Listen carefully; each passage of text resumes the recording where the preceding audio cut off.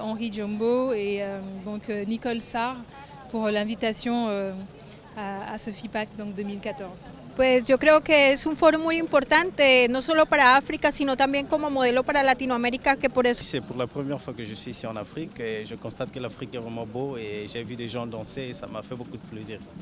Bien, je pense qu'hier également c'était vraiment bien, ça s'est bien passé et j'ai constaté également que la musique d'ici et la nôtre, c'est la même chose, également la nourriture et j'ai aimé, la raison pour laquelle j'ai intervenu dans la salle en disant que je constate que les peuples africains et le nôtre c'est la même chose parce qu'on constate également que notre racine est ici en Afrique, donc nous sommes un même peuple, excellent. Nous espérons que de tout ce qu'on a donné comme recommandation, si ça serait exécuté. Comme j'insiste, si avec le résultat, si on va mettre les comités de suivi de toutes les recommandations, et là, et avec l'implication pleine et effective des peuples autochtones au sein de l'organe ou du département, ce qu'on fait le FIPAC, nous espérons que ça va aller. On ne peut pas dire comme ça qu'on a trouvé une solution. C'était des propositions. Et une proposition, comme ça devient au niveau des États, on peut rejeter, soit on peut maintenir. Et si on maintient, c'est pour notre faveur. Si on ne maintient pas, la lutte continue. En tout état de cause, plus de peur que de mal, la 3e édition du Forum international sur les peuples autochtones d'Afrique centrale a pu se tenir, malgré les difficultés financières que le comité d'organisation a connues, ainsi que les quelques manquements logistiques constatés. Toutefois, ce FIPAC a été exceptionnel grâce à la présence de 3 chefs d'État et du secrétaire général de la Communauté économique des États de l'Afrique centrale. Notons que c'est pour la première fois que le FIPAC accueille des chefs d'État dans son site. Que vive à jamais l'intégration sous-régionale par le FIPAC.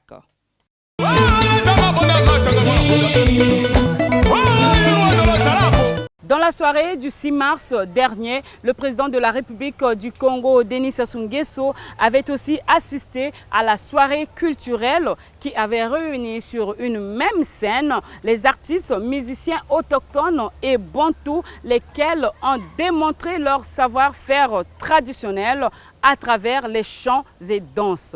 Suivons plutôt.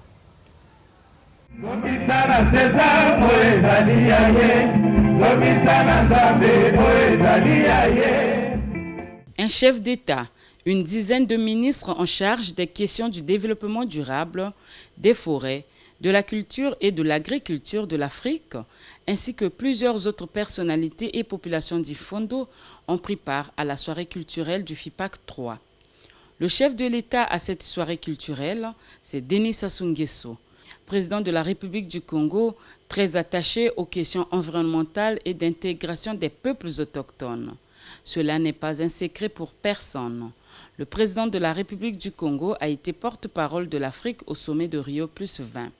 Le gouvernement congolais est aux avant-postes sur les questions de développement durable. Une loi spécifique a même été prise sur la promotion des droits et l'émancipation des peuples autochtones. Un ouvrage consacré à l'environnement est aussi dans l'actif du premier Congolais qui est resté près de 2 heures à la soirée culturelle du FIPAC 3. Une soirée riche en sons et en couleurs, agrémentée par les artistes musiciens venus des pays de l'Afrique centrale, de la France et de la Guyana. Au cours donc de cette cérémonie, l'honneur a échu au plus vieil orchestre du Congo, les Bantous de la capitale, d'ouvrir le bal par une chanson dédiée au chef de l'État intitulée Papa Azoloba, Papa Azotonga, Azosala.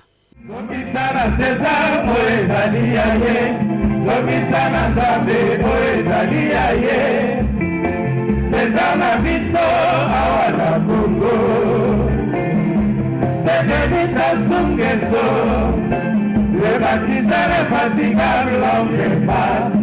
Azoloba, Azosalae, Azobisi la paix na Congo, l'élection de Kani na Kimia, Asangisi ma Congolais nyonso, liboke moko, mokala te moko mote motekete, dialogue leka koswana Tana lelo apesi biso na ba département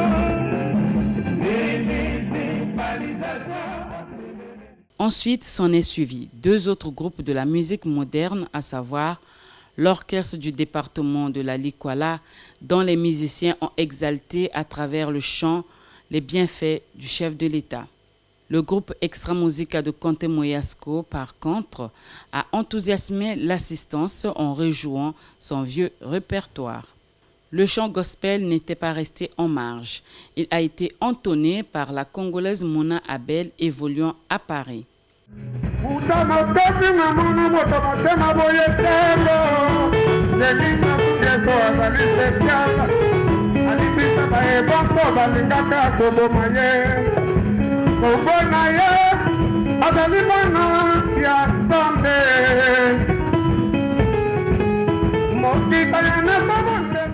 Nabosani bino te woko, nabungi bino te wo. Ba parents, baboti banga, bino bato bokela ngai, bino banzambe wa ngai ose.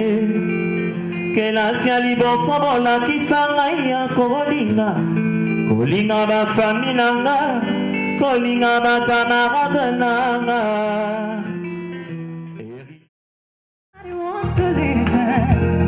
Who do I lean on? When there's no foundation stable, I go to the rock. I know it's stable, I go to the rock. I go to the rock of my salvation, the Lord is strong. I went to the mountain. La cime de cette soirée riche en symboles a été la prestation des peuples autochtones de l'espace CEAC et de la Guyana qui ont montré leur savoir-faire traditionnel par le biais des danses et chants de guerriers, de révolte et d'amour, lesquels ont enflammé le public.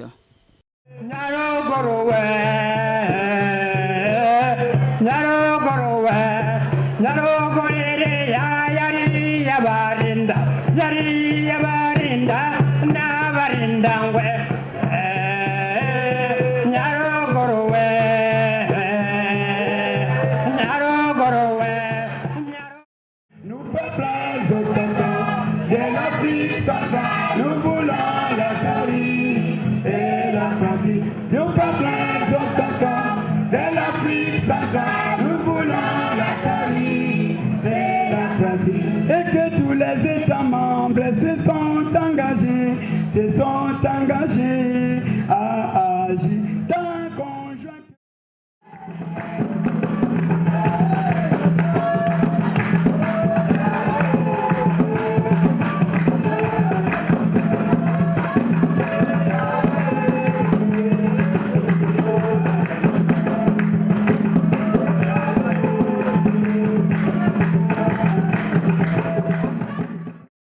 Quant aux autorités et autres invités, ils ont été impressionnés par la qualité du spectacle. Ces derniers n'ont eu que des mots justes pour exprimer leur entière satisfaction. Mais à chaque FIPAC, nous organisons des soirées culturelles avec un mélange de genres de musique. Musique moderne, musique traditionnelle bantou, musique autochtone. Ça fait un très très bon mélange. C'est une diversité qui crée l'unité culturelle dans nos terroirs. Un chef d'État qui reste pendant près de 2 heures assister à une soirée dédiée aux peuples autochtones. Cela signifie quoi pour vous, monsieur le ministre? Vous savez, le président Sassou aime la musique par nature, la musique traditionnelle. C'est un initié dans cette question. Il saisit des consonances musicales que tout le monde ne peut pas comprendre. Et partout où il se trouve, il s'adapte. Et là, il a découvert des choses et il a dit qu'il faut encourager. Il faut encourager cette expression culturelle. Il faut soutenir les autochtones pour que leur culture soit de plus en plus connue, leur danse, leur chant. Et effectivement, et puis peut-être que le président aurait voulu rester davantage, tel que je le ressentais. C'est une soirée, que dirais-je, formidable. J'ai découvert la diversité culturelle de l'Afrique centrale et même du monde des peuples autochtones que je ne connaissais pas. Mon arrivée à Imfondo m'a beaucoup instruit et je crois que je sors, comment dirais-je, encouragé, poussé à réussir la mission qui m'est confiée maintenant, la gestion du centre. Non, ça s'est bien passé, comme d'habitude. Vu que c'est la 3e édition, ça s'est bien passé. Non, le spectacle, tout est bon. Hein. Tu vois, depuis que la cérémonie a commencé, depuis le 4, donc jusqu'à aujourd'hui, tout marche bien. Donc pour ce soir encore, ça ne fait qu'ajouter encore de succès dans la cérémonie de FIPAC. Donc. Si vous voulez donc vivre ou revivre ces genres de soirées culturelles rarissimes du brassage entre les peuples autochtones et les Bantous, le rendez-vous est pris pour 2016 lors de la 4e édition du FIPAC.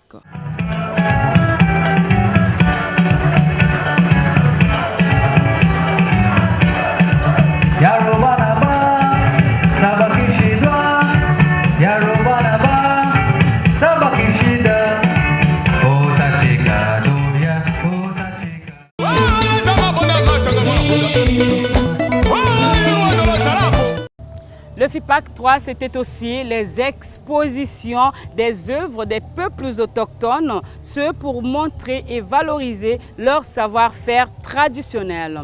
Ainsi, dans le cadre de la promotion de l'économie verte en Afrique centrale, plusieurs projets, institutions et autres associations avaient exposé leurs œuvres dans le marché couvert du FIPAC. Suivant plutôt l'ambiance qui avait prévalu pendant cette période du FIPAC 3 au marché FIPAC.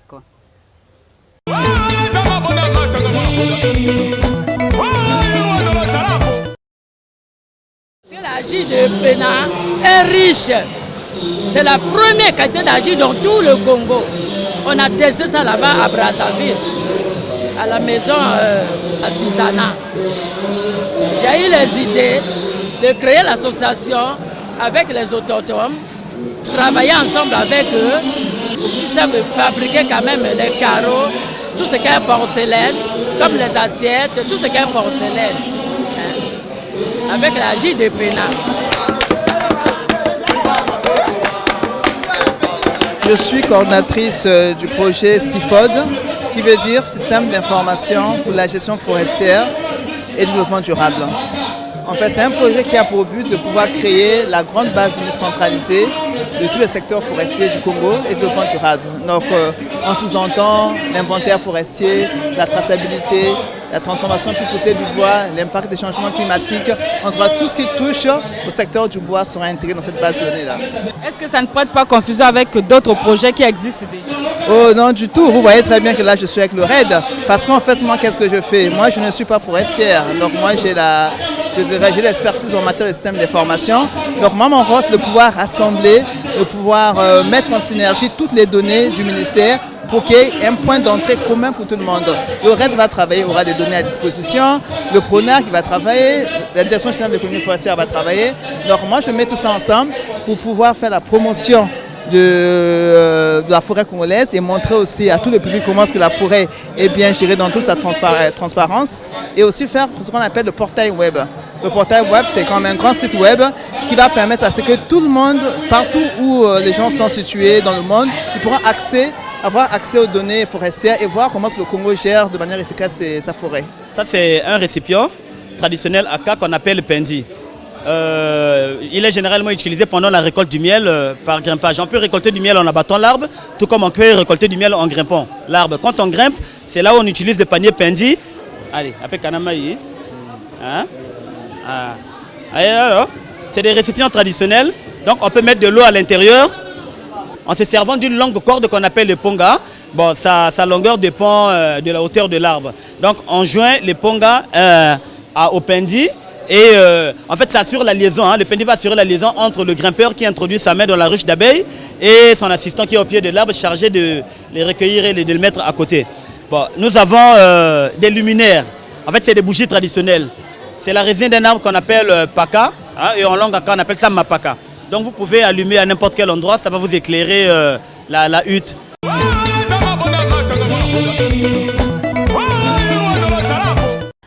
Eh bien voilà, nous sommes presque arrivés à la fin de notre émission. Mais je vous l'avais dit au début de cette émission que je serai rejoint sur ce plateau par ma consoeur Patience Mousseka. Patience est journaliste spécialiste des questions environnementales. Elle anime une émission sur l'environnement à la télévision Top TV située dans le 5e arrondissement de Brazzaville.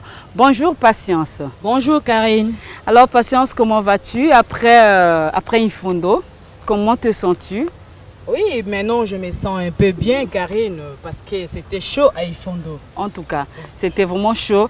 Alors Patience, tu étais au FIPAC 3. Quelles sont tes impressions par rapport à tout ce qui s'est passé? Le bien, le mal, quelles étaient tes impressions? Quelles sont tes impressions? Madame Karine, mon impression particulièrement par rapport au FIPAC, en général c'était bien, mais il y a eu vraiment de la quine, on a souffert pour manger, il faut se battre, il faut s'aligner, si tu n'es pas à temps, tu ne manges pas. Donc c'était dur.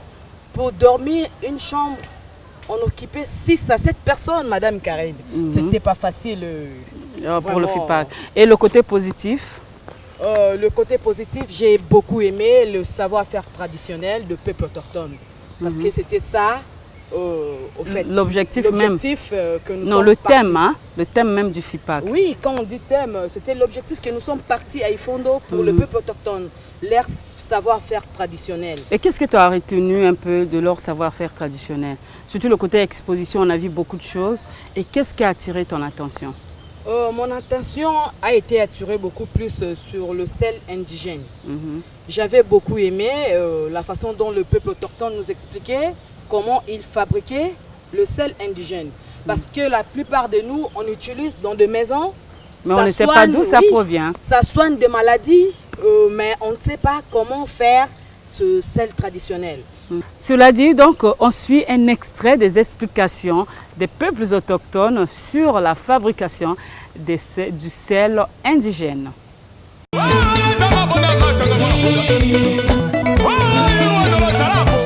Pourquoi oyo des fois matiti kaka ya ebale le roseau oyo misina mokili tango mona ke komisek otumbi yango une grande quantité ojui poussière wana otina mwa entonnoir moko ya bokoko okomi otangisa mai des fois esali 200 à 300 ojui nzungu ya kokote olambi ti mai wana ekoyoma etikali ekomi poussière. Maintenant bodui poussière wana bokangi na maboke boti yango na moliko po chaque fois so olambi bilia ya koko otiaka mwa poussière na quantité à bien. Et puis pondu vert. C'est bien. Basala kape na yango. Basala kabatia kape yango. Donc c'est comme ça qu'on prépare ça. Des fois poso ya makemba oyomisi pe yango na moto ti et grande quantité otumbi. Même chose. Otumbi o repasser na mai o ekoko ya na so wana ekoko ma ebele après o lambi e bongoli na koyoma nango epesi poussière oyo ezala maboko ya mbila bo pasoli biteti to biloko ya mbila o epesa kambila te o ezalaka kaka boye wana botumbi pe yango pe bimisaka mokwa yango. Koto komo griller to kachango mike to yomisi na moi to chimungwa après to komo griller na mafuta yambila. Donc voilà, là nous avons des chips traditionnels, des bananes. Donc c'est elle qui a fait ça, ce que vous voyez ici comme des chips. Alors awa oza kote kango gobelet na 500.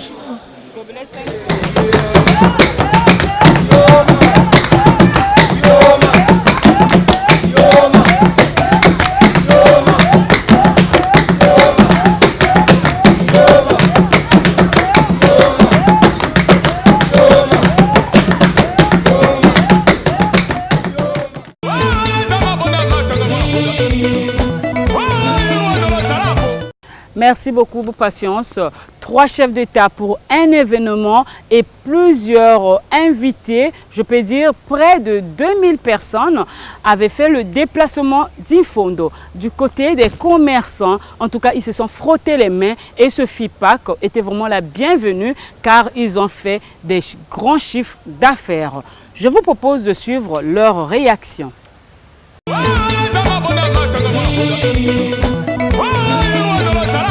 Oui, par rapport à avant, on a fait les bonnes recettes. Parfois, pendant cette semaine, on a même par jour peut-être 40 000, 35 000, il y a des choses. Avant, nous faisions seulement 15, 10, 12 500. Vraiment, on a vécu une bonne ambiance ici.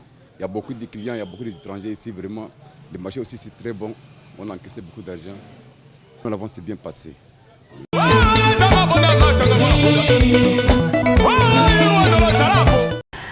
Voilà, Patience, tu as suivi les commerçants d'Imfondo. En tout cas, ils ont fait une bonne affaire lors du FIPAC. Alors, ton dernier mot pour terminer en 1 minute.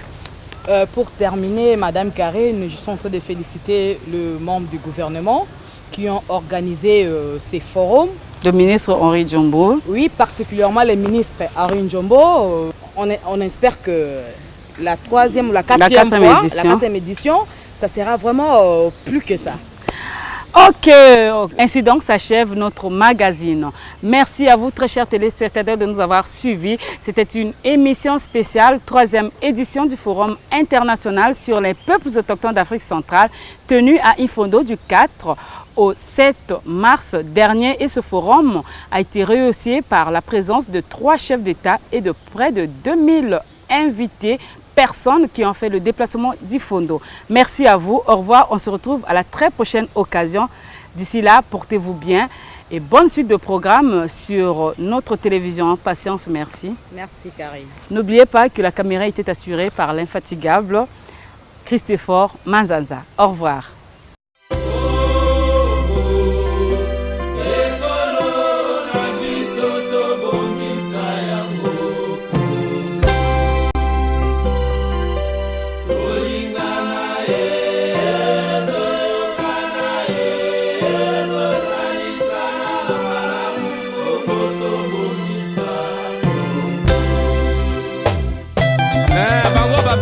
Bazonga sima biso tokopere